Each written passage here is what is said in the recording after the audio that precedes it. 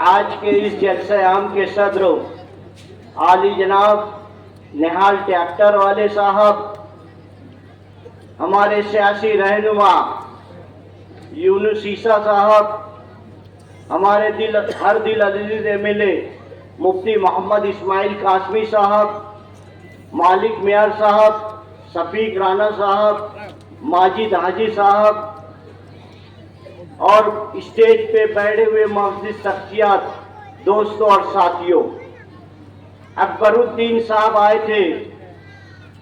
उस वक्त मैं 3 मिनट में अपनी बात रखा था, जिसमें शेख आसिफ साहब ये हर जलसे में बोल रहे हैं कि मैं 12 लूम और 16 लूम को सोलार लगा कर दूंगा। सोलार की कॉस्टिंग 4 रुपया यूनिट है और पावर लूम हमको सब्सिडी के साथ 3 रुपया 40 पैसा भरना पड़ता है। और कानून ये है, सरकार ये बोलती है कि एक चीज पे सब्सिडी दी जाएगी तो दूसरी चीज पर नहीं दी जाएगी। अगर जो सोलार लगा लेगा तो उसको जो 3 रुपया 40 पैसा यूनिट आज मिल रहा है वो 8 रुपया हो जाएगा। हम सोलार से 6 घंटा दिन का इस्तेमाल कर सकते हैं और हमारी सब्सिडी खत्म होगी तो 14 घंटा रात भर का हम 8 रुपया इस्तेमाल करेंगे। तो क्या यह अक्लमंदी है? कंपनी के लोग 1 महीना पहले हमारे कंपाउंड में, हमारी ऑफिस में आए। हमारे साथ 12 तंजीमों के लोग ने उनसे गुफ्तगू की। हमने ये सवाल किया कि भिवंडी, इच्चलकरंजी, सोलापुर ये पावर लूम सेंटर है, एक जगह आप बता दो कि यहाँ पर आपने सोलार लगाया है, इस कारखाने में लगाया है। तो वो खामोश थे। उन्होंने ये कहा हम कहीं नहीं लगाए हैं। याद रखो, सोलार पावर लूम के लिए मुजीर है, नुकसानदेह है। अगर वो सेंटर पे नहीं लगाए, कोई भी स्कीम हो, सबसे पहले इच्चलकरंजी के लोग उसका फायदा उठाते हैं, क्योंकि हमारा शहर मुसलमानों का शहर है। इस्लाम पर चलने के लिए कोई ऐसा काम नहीं करता है जिससे हमारे दीन में, हमारे इस्लाम में कोई दिक्कत हो। हमारे इस्लाम में ब्याज देना और ब्याज लेना दोनों हराम है और सरकार की हर स्कीम ब्याज आखिर में हमको देना ही पड़ता है। इसलिए हम कोई स्कीम का फायदा नहीं उठाते हैं। अगर सोलार में कोई ऐसी बात होती तो मालेगांव शहर में जो पावर लूम के लिए, सनत के लिए 12 तंजीमें 24 घंटा 365 दिन लगी रहती है, वो हम कराते। हमें फायदे के लिए जो 1 रुपया सब्सिडी मुफ्ती मोहम्मद इस्माइल कासमी की क़यादत में महाराष्ट्र गवर्नमेंट से हमने मार्च से लिया है और 2 महीनों में उनको 4-5 महीने का फर्क दिलाया है। और ये शेख आसिफ साहब लोगों को बेवकूफ समझते हैं। बेवकूफ इसलिए बोला जाता है कि वो मेयर थे और गिरना डैम स्कीम लाई। गिरना डैम स्कीम इनके वालिद मोहतरम भी लाए थे।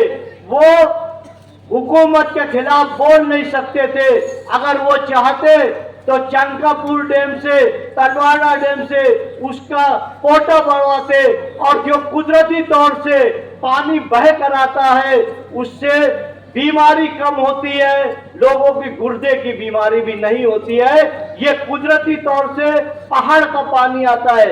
मगर गिरना डैम में हमारे शहर से जो गटरों का पानी जाता है, बीच और शहरों से जाता है, वो पानी ये जानबूझकर हमारे को लागू किया गया और महंगा पानी हर साल 5% पानी पट्टी बढ़ाए, करोड़ों रुपया पावर बिल का वहां से पंप के जरिए खींचकर हमको दिया जाता है।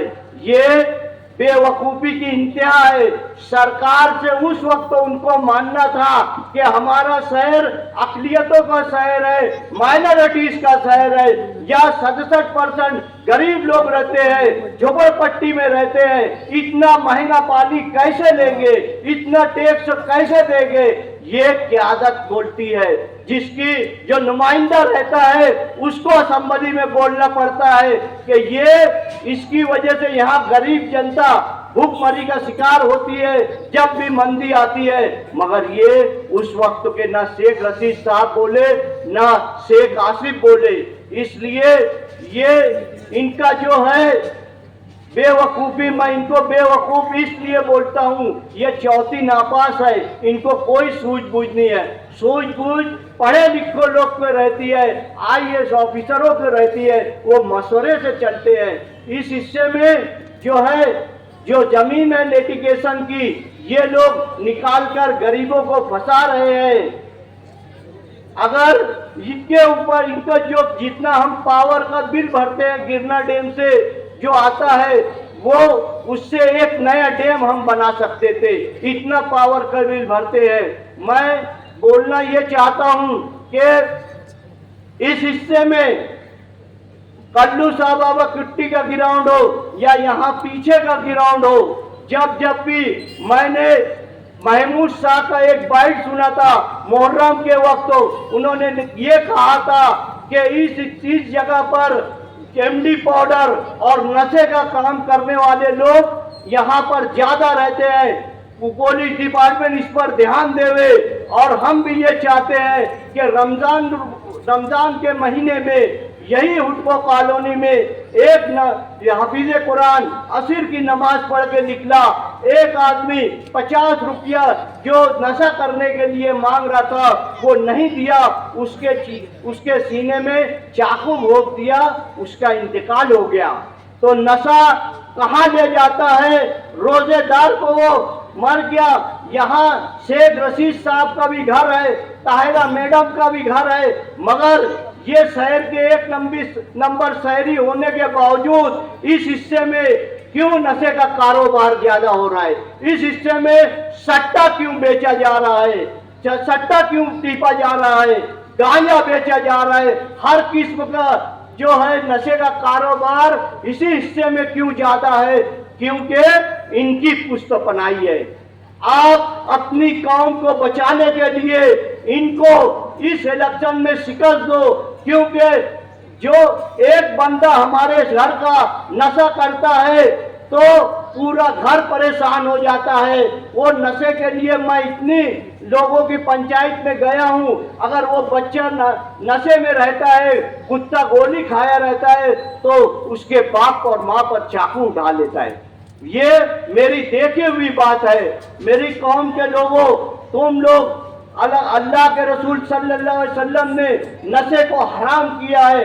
अपने कौम का मुस्तकबिल के लिए आपको जो लोगों को बचाना है, हमारे शहर को बचाना है, इसलिए भाई हमारे अपने बीच हमारे और आपके महबूब व मकबूल लीडर हजरत मौलाना मुफ्ती मोहम्मद इस्माइल कासमी साहब की आमद हो रही है। जोरदार तालियों के दरमियान उनका इस्तेकबाल फरमाएं। नारे तकबीर, नारे तकबीर।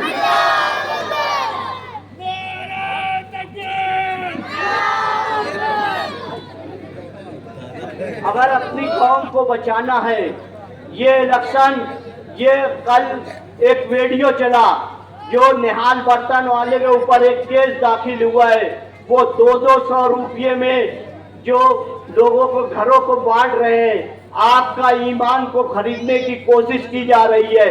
अगर आपको अपनी कौम को अगर बचाना है, एक मिसाल है कि फलस्तीन में इस्राइल बमबारी कर रहा है, पूरा घर शहीद हो जा रहा है, तो क्या आपने यूट्यूब पे ये देखा क्या कि इस्राइल से मुसलमान माफी मांगे कि माफ कर दो, हम तुम्हारे मजहब में आ जाते हैं, नौजुबिल्लाह। नहीं मेरे भाई, इस्राइल हमास पर हमला कर रहा है, मगर वो ईमान पे है, कौम के लिए, मस्जिद अक्सा बचाने के लिए है।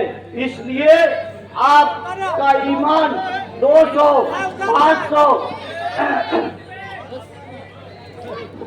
आपका ईमान बचाने के लिए आप 200 और 500 रुपये पे ना बिके, वो कितना भी रुपया आपके घर में बांटे, मगर आप अगर वो पैसा ले लिए, वो खर्च कर दिए, तो यही नशा के कारोबार करने वालों से नशा का कारोबार करवाएंगे, वही पैसा आपको देते हैं। कारपोरेशन से लूटा हुआ पैसा है।